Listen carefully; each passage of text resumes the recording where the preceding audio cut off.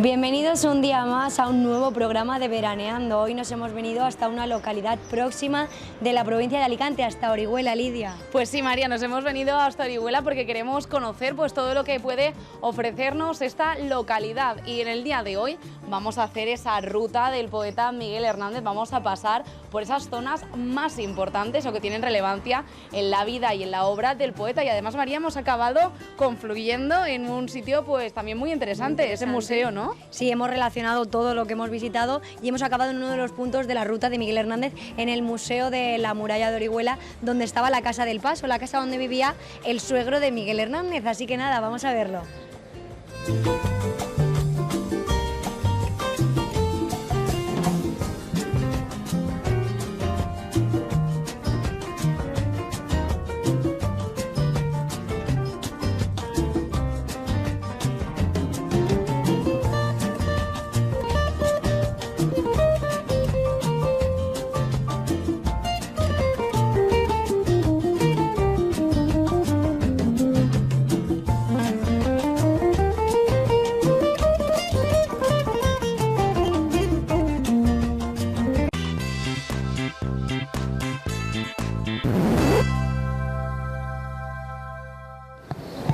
Y hasta aquí, hasta Orihuela, hasta la casa de Miguel Hernández, nos hemos venido con el nuevo Nissan Qashqai. Se trata de un nuevo modelo SUV renovado, con tecnología electrificada, mild hybrid, semi-híbrido, que también se puede encontrar en las diferentes categorías, más atrevido, más nuevo. Con este nuevo Nissan Qashqai nos hemos venido hasta aquí, hasta Orihuela.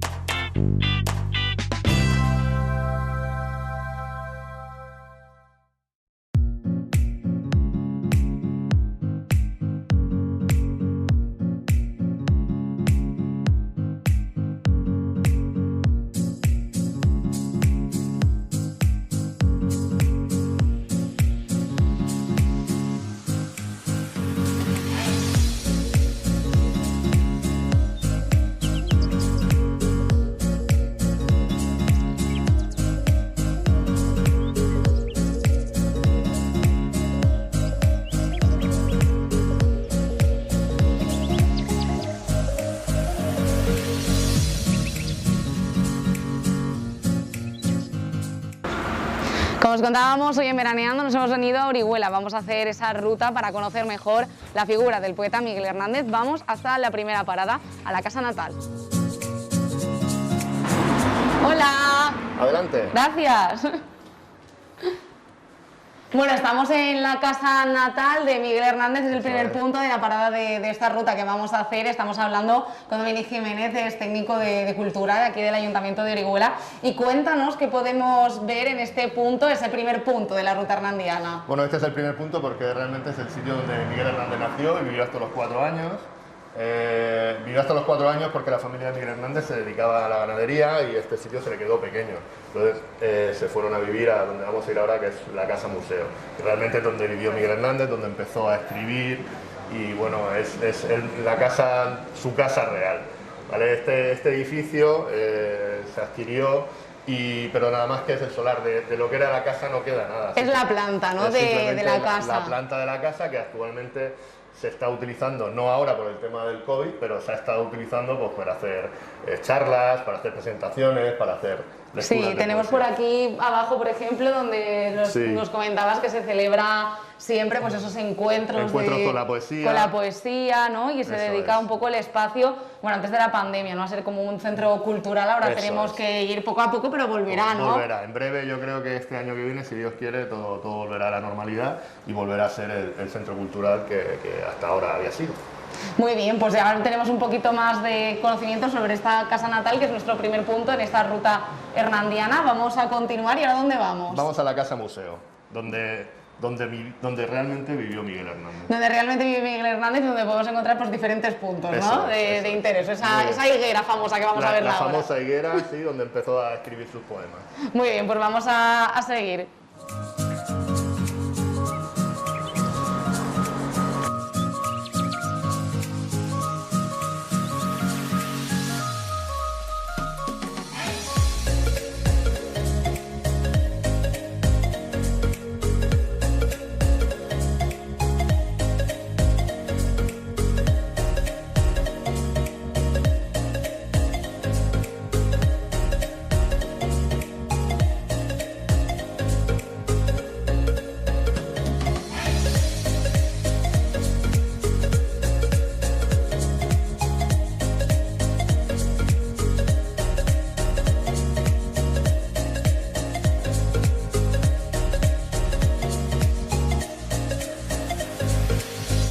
Ya estamos llegando a esta casa museo de Miguel Hernández, ¿no? Sí, aquí es donde Miguel Hernández empezó a escribir, donde se hizo pues, poeta. Donde se hizo poeta, la vemos que fue restaurada en 1985, que fue un poco pues, cuando se puso en marcha este proyecto, ¿no? Para restaurar la casa museo. La casa. Sí, sí. Bueno, pues vamos a entrar dentro a ver cómo era la casa del poeta. Bueno, pues como puedes ver es una casa muy sencilla, es una casa humilde, aunque no eran del todo humildes, porque al ser ganaderos pues tenían leche y tenían carne, pero bueno, era una casa relativamente humilde. Y bueno, pues aquí tenemos diferentes estancias, ¿no? Esta sería un poquito el comedor, aquí, sí. Vamos a pasar. Vamos a pasar primero y aquí vemos la cama. Esta es la cama de Miguel Hernández, esta sí que es su cama. Esta sí que es su cama. Esta es su cama. Es la cama de la que dormía Miguel Hernández. Claro, Miguel Hernández. Con la ventana que da al patio. El patio está lleno de plantas pues, que evitan el olor al ganado, pues romeros, lavandas, jazmines, para evitar ese olor a ganado. ¿Vale? Y bueno, vemos ahí en lado de la pared de la cama varios dibujos, creo que son muy importantes, son dibujos ¿no? originales de Miguel Hernández. Son los dibujos originales que iban incluidos en uno de los libros del poeta. Eso es. Que al final, pues mira, al final no se pudieron incluir, pero bueno, aquí tenemos la casa y tenemos también hemos querido tener las abarcas, las alpargatas. Que son las del famoso poema de las abarcas desiertas de Navidad. Y bueno, si ya continuamos, vemos que está todo lleno de fotografías del poeta, de diferentes momentos de su vida, ¿no? Eso es. Tenemos, pues aquí tenemos lo de las cebollas para... Ah, mira, claro, tenemos cebollas muy importantes también en lo que es toda la literatura, toda la poesía de Miguel Hernández. Las nanas de la cebolla. Claro, la cebolla era un elemento, pues al final muy importante de todo. Tenemos limones también, pues bueno, muy de la tierra. Sí. Un poco lo que viene siendo pues la conexión también que había entre la poesía de Miguel Hernández y la tierra, que fue tan importante, ¿no? En esa primera etapa de su literatura. Aquí tenemos un poco lo que era la cocina de entonces, ¿no? La cocina, pues nada, tenía para la lumbre, bueno, pues una típica cocina o un hogar de la época. Humilde, pero que ya como te he dicho no eran de pasar hambre, era una familia que gracias a la ganadería pues tenía pues un poquito de todo. Y ahora si vamos fuera tenemos el famoso patio de la casa, ¿no? Yo creo que aquí son todos rincones muy reconocidos, todos rincones que al final pues suenan mucho en... Y como te he dicho antes, pues eso, tenemos plantas olorosas para evitar el olor del ganado, que lo teníamos allí un poco en la cuadra, por los jazmines, los romeros y las lavandas. Y este patio era muy relevante y luego me has dicho que arriba estaría, este sería como el patio un poco de la patio, casa. Pues aquí tenía para donde la pila, la ropa, el pozo, el aljibe. Y luego ahí más arriba pues también tendríamos un poquito, pues ahí también estaría el ganado, ¿no? El ganado, sí, ahí donde que me han dicho, vamos a verlo porque me han dicho que está muy bien porque han hecho una representación para los más pequeños. Eso es. Pues aquí era donde, bueno, el establo, donde tenían el ganado lo sacaban por las mañanas por esta puerta para evitar, por supuesto, que... Y bueno, hemos querido hacer un guiño a los más pequeños para que cuando vengan pues se puedan sentar y hacerse una foto pues como si estuvieran ordeñando. Pues, a ver, vamos a sentarnos tú y yo también cabras. aquí a fingir que ordeñamos, como los más pequeñitos. No, así, sería así, ¿no? Sí, claro, Pues aquí con el cubito y todo, lo tenemos todo. En Navidad siempre, pues este año no, pero otros años sí que hemos iluminado todo esto, hemos hecho un pequeño nacimiento también, jugando con las cabras y la verdad es que ha quedado muy bonito. Hemos hecho visitas virtuales, o sea, visitas virtuales sí, tenemos una visita virtual ahora que hhemos hecho por el tema de la pandemia, pero también hacemos visitas teatralizadas con actores que vienen como si fueran Miguel Hernández y ellos le hacen la presentación de la casa. Y ahora nos queda, yo creo que una de las partes más especiales, conocidas, no sé muy bien cómo decirlo, de la casa. La que más me gusta, primero porque con el calor que hace es el sitio más fresco sí, ¿no? de toda la casa. Y luego pues, por la famosa higuera donde Miguel pues empezó a escribir, ¿no? Empezó a escribir sus poemas. Aquí venía Miguel, pues después de todo el día con el ganado y todo. Aparte de tener su pequeño huerto, sí. pues, donde pues eso, pues de las distintas épocas, pues ahora pues tocan tomates y tocan pimientos, en invierno pues más patatas y bueno, tiene un limonero, tiene la famosa también higuera, la higa de los higos de pala también y bueno, creo que es uno de los sitios más... Es uno de los lugares probablemente pues, eso, más emblemáticos de todo, porque aquí fue un poco por donde Miguel Hernández pues, empezó a escribir pues, todos esos primeros poemas, pues todas esas primeras... Donde él empezó a desarrollarse como poeta. Como poeta Eso aquí, es, pues sí. mira, la verdad es que es un lugar maravilloso, porque yo creo que es el más fresquito en el que hemos estado. Yo no sé si quedarnos aquí un buen rato más. Yo creo que sí, pero es que todavía nos quedan muchas cosas por ver paseo, de Miguel Hernández. Aquí al lado tenéis también otro... Al lado tenemos una sala de exposiciones anexa, que es donde, bueno, pues intentamos siempre hacer exposiciones pues, relacionadas o bien con la poesía, por supuesto, y con autores que hayan tenido algún tema... algún tema relacionado, ¿no? Eso es, en este caso Blas Otero, pues Blas Otero vino en el 71, creo que es, aquí a Orihuela, porque quería conocer la Orihuela de Miguel y quería conocer, bueno, pues dónde Miguel había empezado a escribir y dónde Miguel vivió y conocer la ciudad. Y bueno, pues tenemos aquí la exposición del poeta vasco Blas Otero. Que es la que está ahora mismo en marcha en este... Eso es. Acabamos de terminar la de María Zambrano y ahora tenemos la de Blas de Otero. Hemos tenido de Lorca, hemos tenido, pues eso, y estamos buscando sin parar pues exposiciones relacionadas con la vida de Miguel. Con la figura Con su figura, eso es. del poeta, al final, pues sí, esto siempre, incluso con la pandemia habrá seguido permaneciendo como... Las exposiciones las hemos mantenido, no, por supuesto, siempre manteniendo las medidas de seguridad, pues con menos personas, pero bueno, siempre hemos querido... En Orihuela no hemos dejado de tener los museos abiertos, salvo las excepciones, por supuesto, de los momentos más puntuales, sí. Pero siempre pues, restringiendo un poquito más pues, las distancias, el número de personas, pero siempre han estado abiertos todos los museos en Orihuela. Pues vamos a seguir viendo esta exposición de Blas Otero y vamos luego a nuestra siguiente parada, que tenemos después. Muy bien, pues ahora vamos a ir a la plaza de Ramón Sige. De camino vamos a pasar por algún otro sitio, pero vamos a ir a la plaza de Ramón Sige, que es donde Miguel escribió aquellas palabras tan bonitas a su gran amigo. Muy bien, pues vamos allá.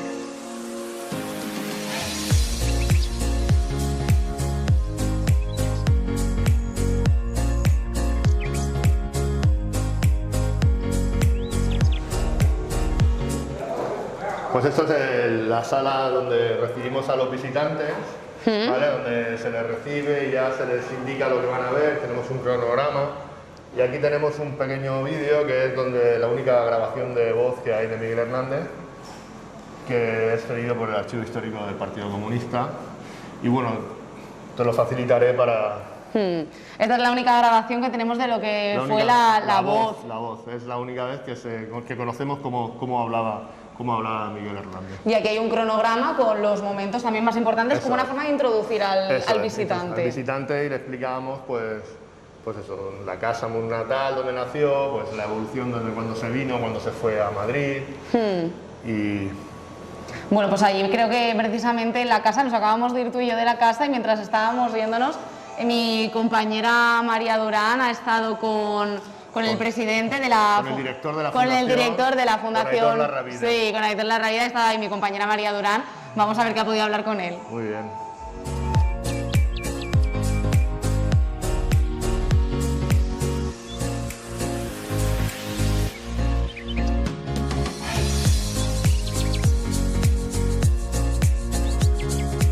Pues sí, Lidia, nos encontramos justo ahora mismo en el patio de la Casa Museo de Miguel Hernández. Nos acompaña Aitor Larravide, él es el presidente de la Fundación del Poeta. Muy buenos días. Hola, muy buenos días. Bueno, Aitor, cuéntale a los espectadores en qué consiste esta fundación en honor a Miguel Hernández.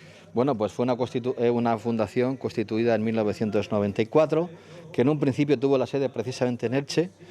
Y bueno, pues nos encontramos muy cerquita, nuestra sede está muy cerquita, a 50 metros escasos de la Casa Museo del Poeta, y lo que intentamos es velar por lo que significó él como autor, como poeta, y también como ciudadano comprometido con su tiempo y con su pueblo.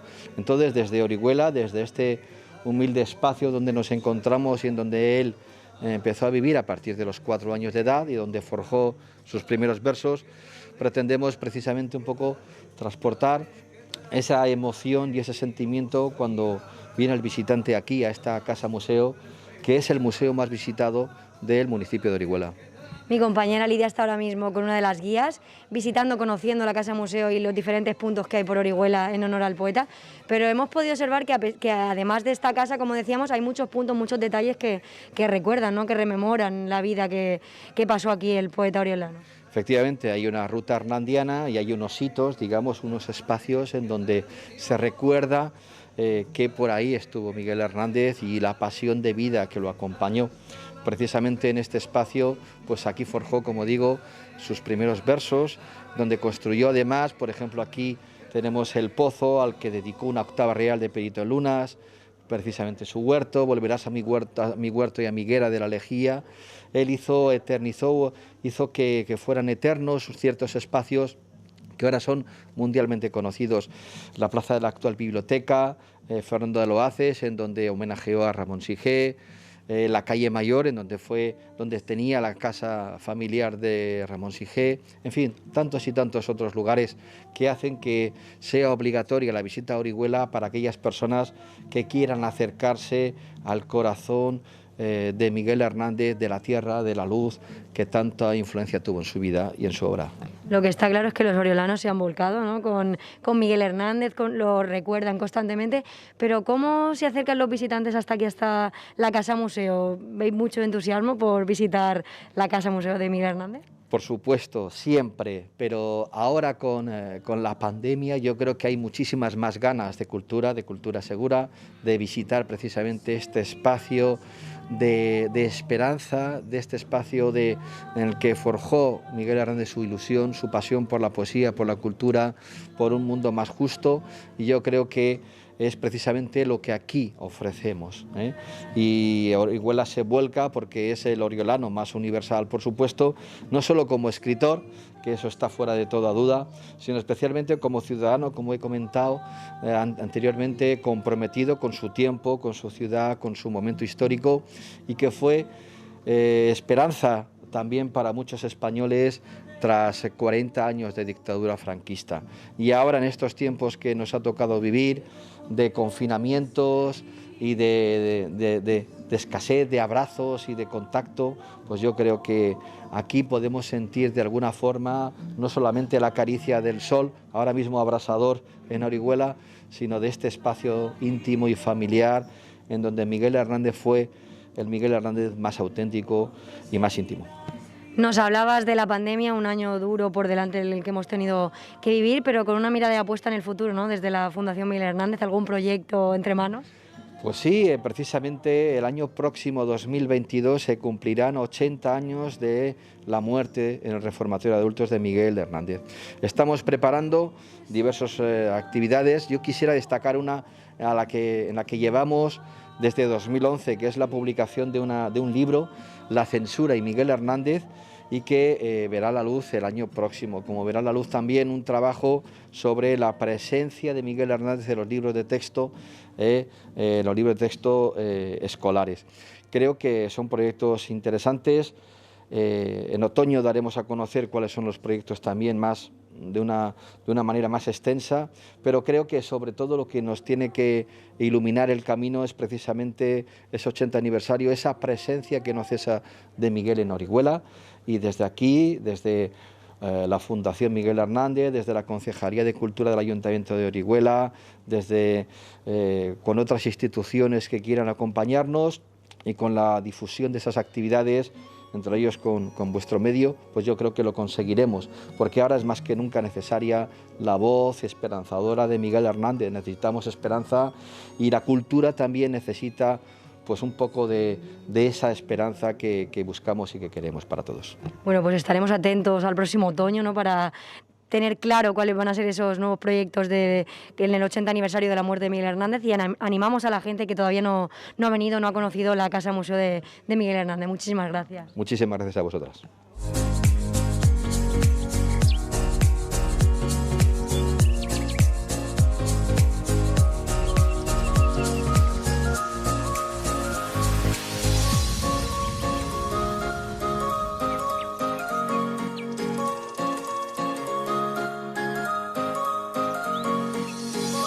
Pues esta es la famosa plaza de Ramón Sige. Estamos entrando ahora en la famosa Ahora plaza mismo, de Ramón Sige. Justo bajo esta placa. En esta piedra, ¿no? Esta Aquí placa. justo es donde donde Miguel Hernández le leyó aquella famosa locución que fue el germen fue un poco el precedente de la famosa elegía Ramón Sige. Y eso fue aquí en Orihuela, en esta plaza, el 14 de abril de 1936. Creo que tienes por ahí unas palabras, sí, a ver. Lo tengo entero, pero creo que mejor lo voy a leer solamente en la introducción, y ya que la gente lo pueda, que se interese, que lea la famosa elegía, que es realmente la importante.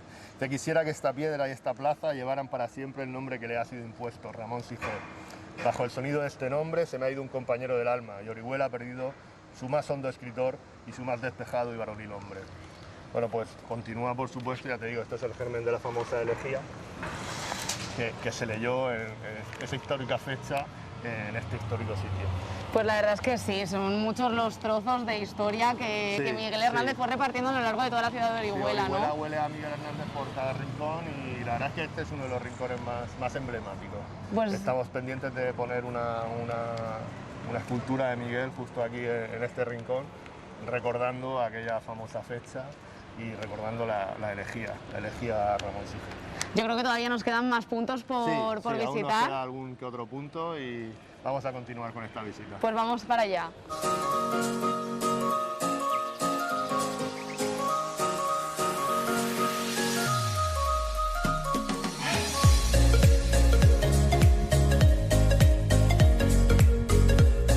Camino a nuestra siguiente parada nos hemos encontrado con una gran curiosidad de Orihuela. Ahora mismo lo que tenemos detrás es un banco, pero aquí Miguel Hernández también leyó sus primeros poemas. Eso es, esto es del Palacio de Portillo, actualmente es la sede de la Caja Rural Central, y en la época Miguel pues era el Círculo Católico, y aquí fue pues junto con sus amigos donde empezaba a leer poesía, y se empezaban entre ellos a interesarse por el bello arte de la poesía. Poesías que pues al principio eran más católicas, ¿no? Sí, de las que... Miguel Hernández, quieras o no, al final tenía pues casi como todos los oriolanos de aquella época, diría mucho el catolicismo, estudió en un colegio católico, y al final, pues, quieras o no, eso impregnó sus primeros poemas.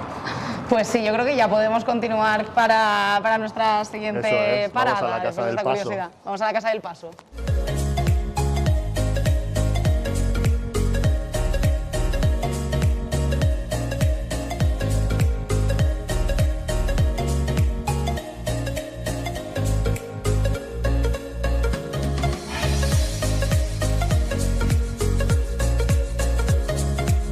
Y bueno, este es el último punto que vamos a ver de esta ruta de Miguel Hernández.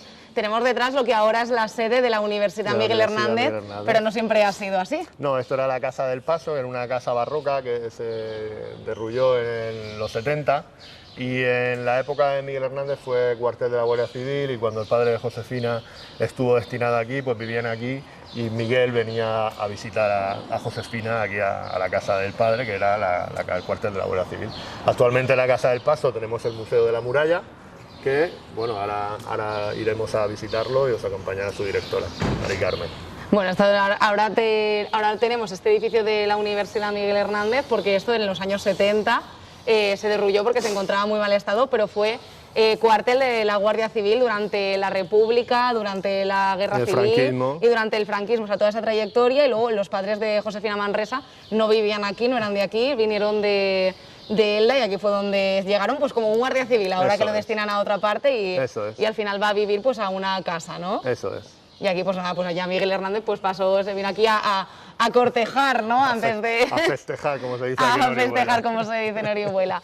Pues muy nada, bien. Pues con este último punto nos quedamos, con este último punto histórico de esta ruta de Miguel Hernández, y ahora iremos dentro y allí nuestra compañera María Durán estará con la directora de este Museo de la Muralla para contarnos un poco más qué se esconde detrás de estas puertas de la Casa del Paso. Pues nada, muchas gracias.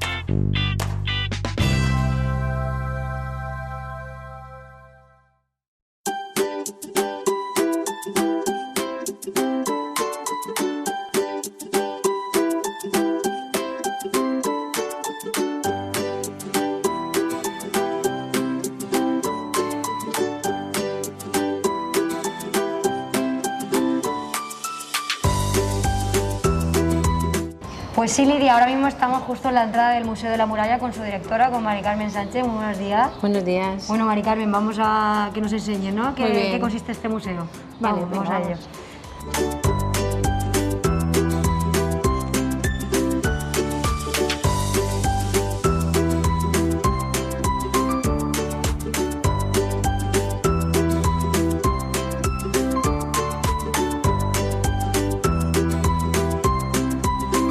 Bueno, Mari Carmen, ya justo en la entrada del Museo de la Muralla nos disponemos a entrar en la primera sala, ¿no? Sí. Vamos a ello y nos explicas qué podemos encontrar allí. Muy bien.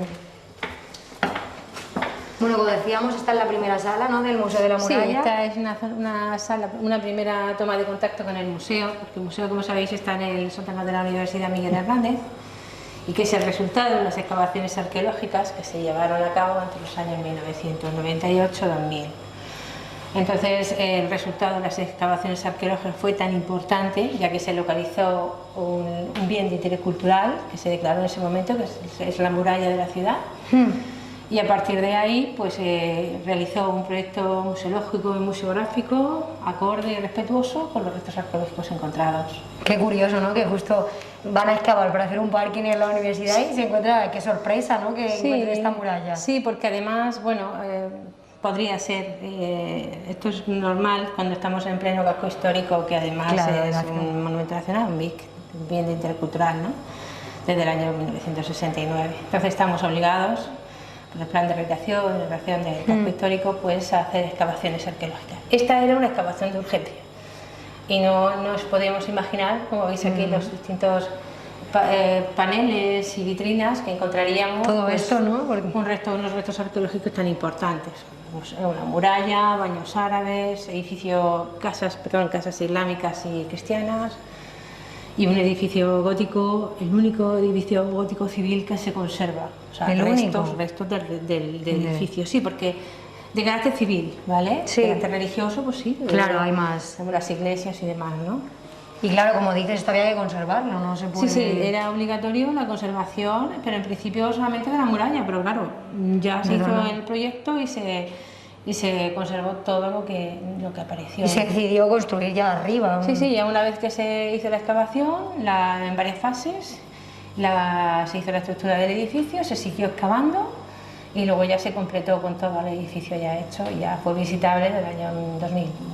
Bueno, pues vamos a seguir y nos vas explicando las partes de esta muralla, Sí, bueno, empezamos museo. con lo que llamamos un corte estratigráfico, Sí, que es la lectura a través de los distintos niveles arqueológicos de la evolución de la ciudad, ¿no? De época islámica, medieval y ya en época ya del siglo XVIII-XIX, que son los últimos, bueno, y principios del XX, que son los últimos niveles, como una tarta que vas leyendo las distintas capas, ¿no? La más antigua es la época islámica, con esta vivienda que se conserva a nivel de... esto era como una vivienda. Sí, esto era una vivienda, sí. Las viviendas se encuentran intramuros, porque la muralla, que es la que tenemos aquí a mano izquierda, es una obra Justo de Tapián, esto, ¿no? es esta que llega, atraviesa de punta a punta, ¿no? De lado a lado lo que es el sótano, ¿no?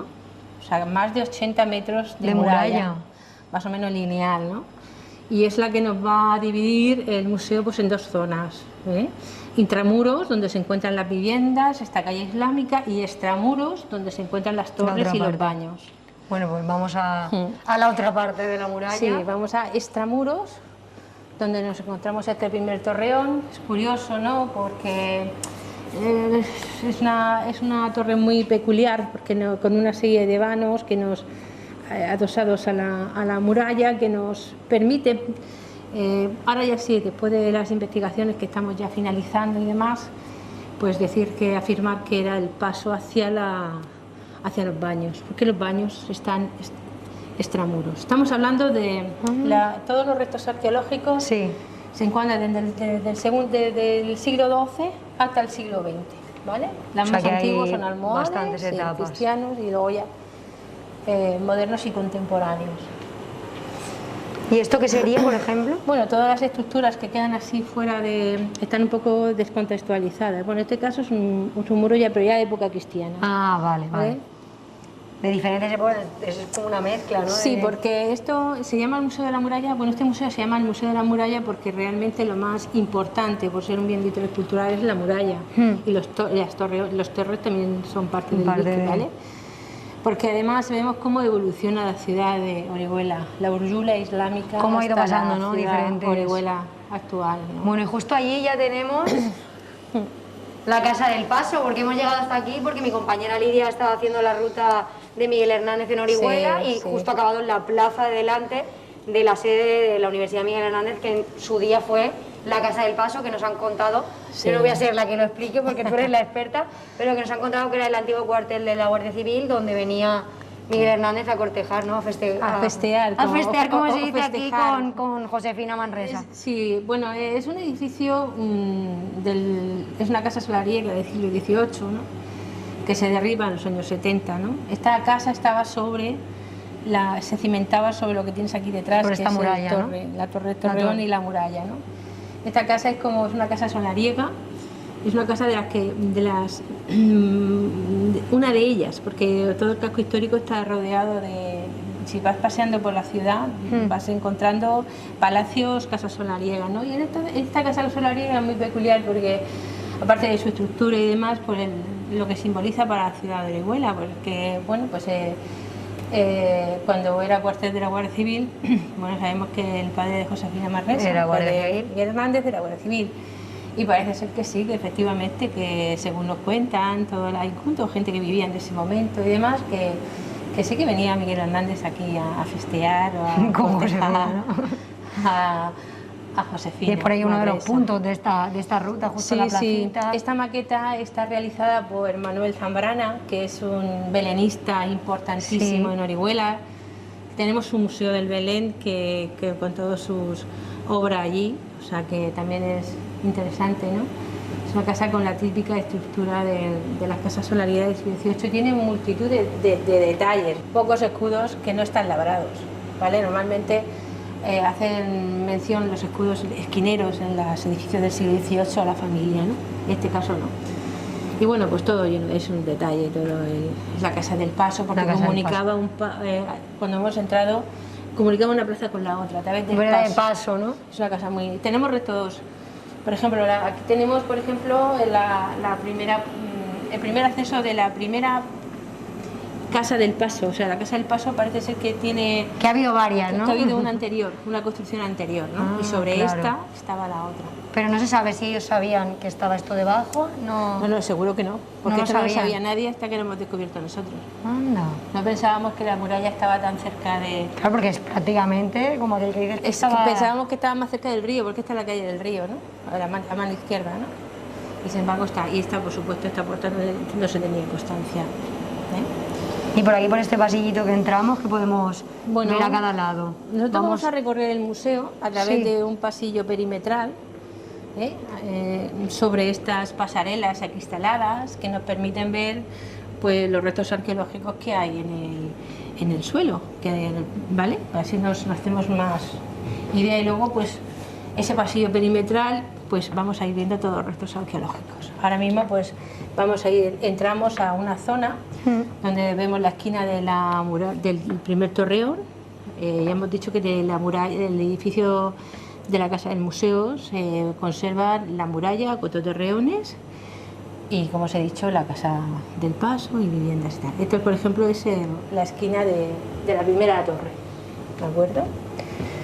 Hay una serie de elementos, como son muros y demás, pues que aunque no está muy claro, sí que podemos decir que son parte del edificio de los baños. Y ya aquí entramos al edificio de los baños. Aquí estaría la sala fría, con una pila donde se practicaban las abluciones y un canal. ¿Dónde pasan las velas? Sí, donde va hacia una acequia que se dirige hacia el río. Esta es los niveles originales de la acequia de época islámica, ¿vale? Estamos en la segunda mitad del siglo XII. Y se conserva bastante bien. Primera del XIII, sí. Y luego el umbral también, ¿veis? El umbral se entraba por aquí, aquí hay uno. Aquí tenemos otro umbral, que es el acceso a la sala templada, que es donde nos encontramos ahora, que además se conserva este pavimento de losas de piedra, también original de los siglos XII-XIII, ¿vale? Los baños se reutilizaron en épocas posteriores, ¿vale? Posiblemente el edificio gótico los utilizara, porque nos hemos encontrado una moneda del siglo XV que nos da una pista, ¿no? Sí. Lo sabemos que las cerámicas y todo son los fósiles directores dentro de la arqueología que nos marca. Y esta es la sala caliente, ¿veis? Otro umbral, el acceso, con esos pilares, eso te iba a decir, que son los que forman parte del hipocausto, ¿vale? Nosotros hicimos ahí un corte para que se viera cómo funcionaban los baños, ¿vale? Los baños, había un horno que lo veremos en la sala de servicio, que calentaba, ¿no? Que calentaba, se generaba un aire caliente que circulaba alrededor de los pilares y ascendía a través de esas chimeneas, que son esos huecos que tenemos ahí en las paredes. Es un sistema un funcionamiento típico de los baños del Al-Ándalus, que sigue el mismo esquema. Estos baños de Orihuela siguen el mismo esquema de los del Al-Ándalus, ¿vale? Y ahora seguimos por aquí. Sí, seguimos y vemos, pues otra vez seguimos estando extramuros, y hay una serie de elementos adosados a la muralla. Veis como la muralla, pues se reutiliza en épocas posteriores, pues para edificaciones ya de época moderna y contemporánea. Que se diferencia, ¿no? Bastante las capas. Sí, ¿no lo ves? Ese es un muro, esa es la muralla, que es un tapial, mortero con arena y grava, ¿lo ves? Sí. Y luego tenemos ahí pues un pavimento de canto rodado, que es un patio de una casa ya de época moderna. Esto me recuerda como a la mezquita de Córdoba, que se ven mucho las partes. Estamos hablando de más o menos... Más o menos, ¿no? De la misma... Aquí tenemos un segundo torreón. Son torreones que en este caso cada uno tiene una función, son funciones defensivas, pero en este caso pues podríamos decir que funciona como un contrafuerte de la propia muralla y además muy cerca de los baños. Tiene todo un sentido, ¿no? La ubicación de este torreón. Luego, bueno, pues aquí para hacer este museo y adaptarlo y demás, pues tuvimos que, una vez documentado, eliminar una serie de elementos modernos y contemporáneos que enmascaraban las estructuras más antiguas, ¿no? Por ejemplo, aquí había un sumidero impresionante, pero que hemos ido desmontándolo hasta pues encontrar también como la parte también de la muralla. Son elementos que son reutilizados y que ya pues rompe un poco la estructura de los baños. Aquí tenemos un lienzo de muralla espectacular con todos los elementos constructivos, los barzones. Los barzones son los agujeritos, está hecho en toncadas con la zapata de cimentación de la misma muralla. Es un sistema constructivo muy típico de la época almohade también. Bueno, a lo largo, si os habéis dado cuenta que a lo largo de todo el recorrido pues vamos viendo una serie de... nos ayuda a comprender este museo, pues las vitrinas con las cerámicas, elementos cerámicos que aparecen. Contextualizan, ¿no? Un poco. Y todos los paneles, los atriles, ¿vale? Aquí, por ejemplo, pues lo que hemos dicho antes, que es toda la obra de tapial de Mostero, porque uno de los objetivos que teníamos era los criterios, habían 3 criterios claramente cuando nos planteamos el museo. El criterio estético, porque ya ves que está todo como muy bien cuidado. Muy cohesivo. Armonía. Claro. El didáctico, de hacer de alguna manera que la gente entendiera lo que está viendo, y sobre todo el científico, saber lo que estamos viendo, ¿no? Esos 3 criterios son los que aplicamos a la hora de hacer la museografía y la museología del... También influyó, imagino, vuestra, tanto la tuya como tu equipo, ¿no? La pasión por la arqueología, por la historia. Sí, aquí formamos parte, somos un equipo, como tú dices, ¿no? El arqueólogo municipal, que hace ya unos meses que se jubiló. Yo soy la directora de lo que es el museo, pero somos todos un equipo, ¿vale? Bueno, aquí tenemos una zona muy espectacular, que es la zona de servicio, donde estaban... El horno que has dicho antes. Había un horno más antiguo, que es ese que ves ahí, y luego un horno posterior, que en un momento determinado pues se deja de utilizar, el anterior, y este, es el que bueno, ahí funciona. vemos cómo ves con una serie de adobes, luego ves ese orificio que hay ahí, en la caldera, el aire caliente que se produce a la hora de quemar ese combustible para calentar la caldera, pues se introduce por ese orificio, circula alrededor de los pilares y asciende para calentar. Claro. Entonces, más o menos. Aquí se conserva también un doble arco, que es claro, por supuesto, esta zona tenía que estar aireada, ¿vale? Para que pudiera estar el personal del servicio. Y luego ahí veis 2 escalones que dan acceso a las terrazas de... Que ahí estarían las terrazas. Claro, porque todo esto está reutilizado en época posterior, ¿eh? Pero claro, sí se conservan bien. Se conservan muy bien. Más de 200 metros, ¿eh? O sea que tenemos la sala fría, la sala templada, la sala caliente. Y la zona de servicio. Y ya por aquí... Aquí seguimos paseando por el museo y vamos viendo, pues nos acompaña la muralla y tenemos un tercer torreón. Ya ves que todos los torreones son totalmente diferentes, ¿no? Este, sin embargo, está ahuecado, es quizá un poquito posterior a las 2 anteriores, y hay una serie de grafitis ahí en el interior, o sea que tuvo un uso pues diferente a los otros. Todos tienen como función principal, ¿no? La defensa de la ciudad y pues, por reforzar las funciones de la muralla, ¿no? Pero aquí, por ejemplo, ves que hay un barco, ¿lo ves? Que está ahí un grafiti ahí enfrente. Sí, es verdad. O sea que a lo mejor esta zona pues sirvió también como una especie de prisión o en un momento una función carcelaria y demás, ¿no? Hay una serie también de incisiones en la pared que se cree que le hicieron a los presos. Sí, ahí está. Tenemos algún par. Contando los días, lo típico de las películas. Entonces, luego en época posterior se utilizó como un patio de una vivienda. Sí. Entonces, lo que hicimos nosotros fue pues intentar vaciarlo, porque todo lo que había eran elementos, pues eso, había muchos sumideros y demás, y los limpiamos todo. Y entonces hemos dejado todo pues para que se vea esta torre tan interesante. Tan interesante. Luego, bueno, pues hay elementos que son posteriores, como es este pavimento ya de época moderna. Esto de aquí, ¿no? Esto de aquí delante. Sí, vemos cómo se reutiliza. Este es un ejemplo de cómo se reutiliza los elementos más antiguos, como es el caso de la torre. y de la muralla para construcciones posteriores, ¿vale? En este caso pues sería un patio de una casa, con sus pozos y demás. Hay una serie de paneles, como os he dicho anteriormente, que nos explican, ¿no? Claro, La defensa. que nos hacen una referencia al sistema defensivo de la ciudad, ¿no? Que parte ya del Monte de San Miguel con el castillo, ¿eh? y las torres que se conservan, que ahora tenemos en marcha ya el plan director del Museo de las Murallas y del Castillo y Muralla de Orihuela, que está empezando ya a dar sus frutos con la restauración de una de las torres del castillo y de la muralla.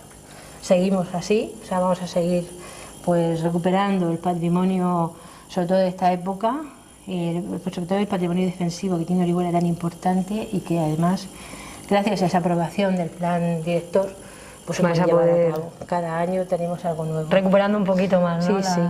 Sí, porque esto es un ejemplo de que las cosas se pueden hacer. Esto se ha hecho porque había voluntad también por parte de la misma Orihuela de la conservación de estos bienes, que fijaros qué museo más impresionante. Sí. ¿Eh? ¿Y cómo se conserva todo? Y todo está, bueno, hay que mantener el museo. La Concejalía de Cultura pues está siempre enfocada y dedicada también a la conservación, ¿no? Esto se conserva así, pero lleva también un trabajo esfuerzo, detrás, claro. Sí, un trabajo detrás, por supuesto.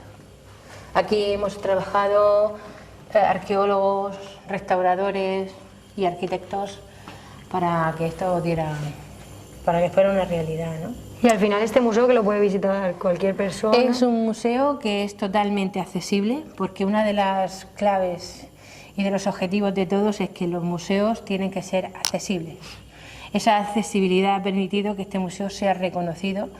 Además se presentó en un congreso internacional en Barcelona y a raíz de ahí pues ha tenido se ha convertido en uno de los museos más importantes de la Comunidad Valenciana. Prueba de ello es que además hace ya desde el año 2013 el SICTED es un reconocimiento del sistema de calidad turístico en destino. Está el museo ahí y espero que esté siempre allí, porque eso supone estar siempre mejorando en calidad. Entonces, pues ahí va la cosa.